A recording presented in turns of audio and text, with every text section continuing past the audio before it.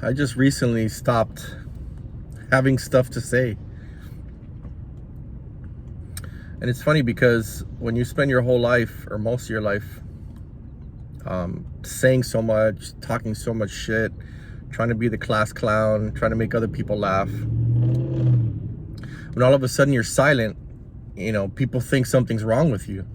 But the reality is, I'm good. I just don't have anything to say anymore, or I don't have a lot to say anymore, and I'm okay with that, and I can't explain why. I guess maybe I just reached my limit, man. Because I've talked a lot of shit in my life, man, and I've spent a lot of time trying to get people to like me, trying to please others, and I guess I just had enough. Because I literally I'm sitting in social settings and I have nothing to say, dude. And sometimes it's a little uncomfortable because I'm not used to it.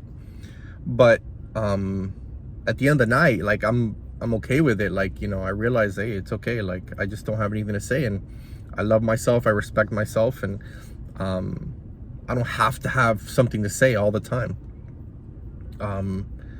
And I'm learning that, that ebb and flow of sometimes you got something to say, sometimes you don't, and it's all right. But for someone who's always been on, who's always trying to who's always been uncomfortable with himself and uncomfortable in his own skin, it's something new. It takes some adjusting. But that also leads me to think about how taking the masks off that we wear, or in my experience, it has been tough, because I guess people that you normally, or you've spent a lot of time pleasing and are used to seeing you or having you behave in a certain way, when all of a sudden you stop behaving that way, there's some people that don't like it, and they're not happy with you. And it could be frustrating. It could be hurtful, because there's the way that some things are said, the way that they approach you. It can be hurtful, and it's also surprising, So it's like a mix of emotions. Like, man, I didn't expect this. I didn't expect it from this person. And holy crap. Have they always seen me in this light, so yeah, it's a big awakening. But at the end of the day, what I've realized is that all that matters is that I love myself, man. Because all the people that I've wanted to please, or wanted to like me, or wanted to be a part of, the crowd or the in-group, those people could care less about me. And I'm not saying that to talk shit about them, to saying like they're bad. No, like, they're not bad, dude. That's just, they are who they are. And, we all have our people, dude. Like, that's the cool thing about finally surrendering and letting go, is that you finally you finally become okay with yourself. And then you realize your people, will somehow enter into your life. You don't have to force it. And the people that you vibe with and you got the same energy with, you'll know, and they know. And it's a beautiful thing, because it's not forced. It's just in a way, it's a force of nature, but it's not forced by my human will. And there's a huge sense of peace that comes with that, of like, man, like, I don't got to be liked by everybody, but it's nice to have like my little group, my crew, people that I know care about me and I care about them. And there's actual love, because in relationships, love, a big part of love for me is wanting the best for the other person. And that's a good gauge to see like where you stand with someone. If you truly genuinely want the best for the other person, You know, that's a loving relationship. And if they want the same for you, you know, because sometimes it goes one way, and only time will tell. But the whole idea of being present is what really has resonated with me, because when you have exhausted all energy, all resources, every freaking way or attempt to become someone or something in society, or become someone that's liked, when you're completely exhausted, you realize how much time you spent depressed because you're dwelling on the past, and worried, anxious because you're thinking about the future and things that haven't happened and probably will never happen. And then it comes to you, wow, at the end of all this, all that matters is being present, is experiencing this moment. Because I'm not trying to force anything. I'm not trying to control anyone. I'm not trying to make anything of anything. I just want to experience this moment.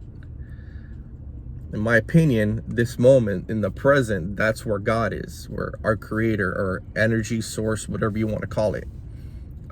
Because experiencing it is what makes you or helps you get away from your ego. So if you're ever in a situation and you find yourself thinking about other things while you're in a moment, worrying about what's coming next, or being upset or sad about something that happened and just not experiencing the moment, you know, that's our ego. That's our ego's way of getting us away from a God-centered life. And so that also leads me to, you know, some what ifs, you know, because I'm Catholic. You know, what if this whole talk about a devil is actually, in a way, our ego? And in a way, we are all made up, or we all have good and bad within us, or good and evil. And I know this is a lot. This is a lot for some people to fathom or to even contemplate. But because of what I've been through, going through hell spiritually, emotionally, it's really humbled me and opened me up to many possibilities. Because at the end of the day, we don't know. You know, as much as I love God and I love Jesus, I still believe. There's still a belief. I wasn't present when Jesus was walking the earth. I still have a choice to believe. So, if anyone ever tells you this is 100% truth, like you have to believe this, or this is the only way, no, it's not. And that's the difference between proper and improper knowledge.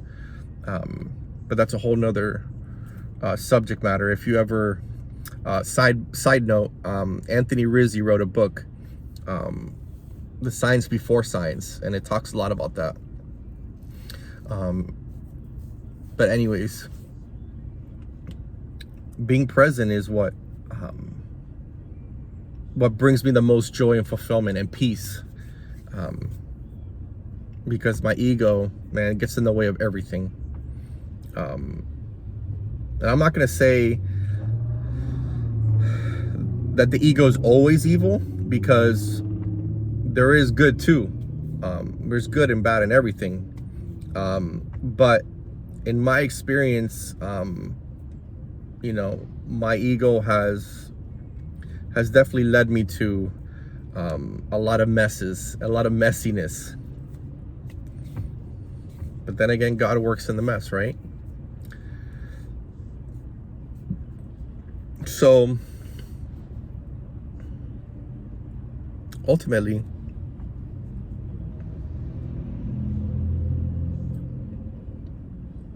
going back to that feeling, because I know a lot of men have have experienced isolation or are experiencing isolation, just know that you're not alone, dude. Because I've been there. I'm still living in it, you know. And people may say horrible things about you. People may say, may try to change you. They may try to manipulate you into going back to your old behaviors. But ultimately, it's up to you. But you know that deep down in your heart that you weren't loving yourself with your old behaviors. You weren't respecting yourself with your old behaviors. And as much as it freaking hurts, as painful as it is, and it is painful, okay? Moving forward is actually less painful than staying in your old behavior. And that's ultimately the pain, the threshold for change, right? It has to, the pain of not changing has to be greater than the pain of changing and moving forward. I hope that makes sense. It makes sense to me. But just know you're not alone, dude. And also know, because I see a lot of content out there, and I see a lot of content talking, labeling and talking crap about women and mothers. And yes, I understand where you're coming from. There's a lot of hurt there. But dude, you got to take a look at yourself. I have to take a look at myself. I can't blame the people in my life, the women in my life. I'm responsible for all my decisions. Yes, there may be people in my life that aren't bringing the best out of me, but that doesn't mean I have to blame them, dude. I can't keep falling into this victimhood. I need to take accountability and say, this is my part. I need to take care of myself, and I need to get healthier so I can be a much better dad. Because an unhealed dad, a dad that's in the throes of depression, midlife crisis, unhealed trauma, whatever you want to call it, he's incapable of being the best dad he can be. He can try the best he can, but like I think I'm a good dad because I bust my ass no matter how I feel to be emotionally present for my kids, but I'm not always there, bro, because I'm still healing, you know, and that's the reality. You know, I still have a lot of moments where I have a lot of anger, dude, and a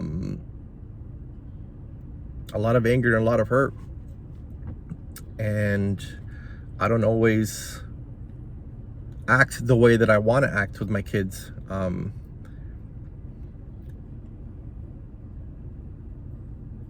But I just take it one day at a time, you know, because I can't fall into the victimhood, and I can't fall into that vicious cycle of beating myself up. Because I know now, it's very clear to me now, where I've been, where I am, and where I want to go, living each moment in the present. But also, I know now, like, I'm loved, and I love myself. I'm loved just the way I am. I don't have to prove anything to anybody. And I love myself and respect myself enough now to know that it's just one day at a time. I literally am doing the best I can, but I do have to put in the work continuously to heal myself and work on myself, because I want to be the best dad that I can be.